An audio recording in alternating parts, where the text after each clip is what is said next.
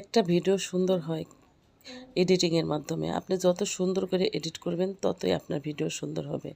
আর আমাদের মনে হয় আমরা যারা কনটেন্ট ক্রিয়েশন করে থাকি তাদের ভিডিওর প্রতি বেশি নজর দেওয়া উচিত। হ্যালো এভরিওয়ান, আসসালামু আলাইকুম, সবাই কেমন আছেন?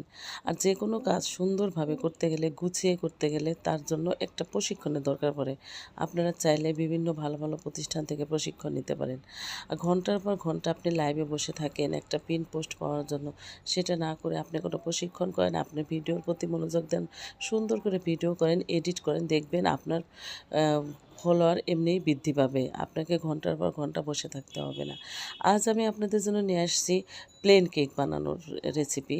তো আমি কিন্তু গল্প করতে করতে প্লেন কেকের মোটামুটি অনেকটাই রেডি করে ফেলছি। আমি ডিমের মধ্যে কর্নফ্লাওয়ার, দুধ, ময়দাটা দিয়ে এই যে মাখিয়ে নিয়েছি ভালো করে। আর এখন আমি এই এই মোলটার মধ্যে ঢেলে দিব। আর আমি কিন্তু এটা চুলায় বানাবো, একদম চুলায় গরম পানি বসিয়ে দিয়েছি, চুলায় বানাবো। আর আমি এত মেপে ঝুপে কোনো কিছু বানাই না, আমার যেরকম মনে হয় দ্রুত আমি সেভাবেই বানাই, আমি এত মেপে ঝুপে বানাইতে পারি না।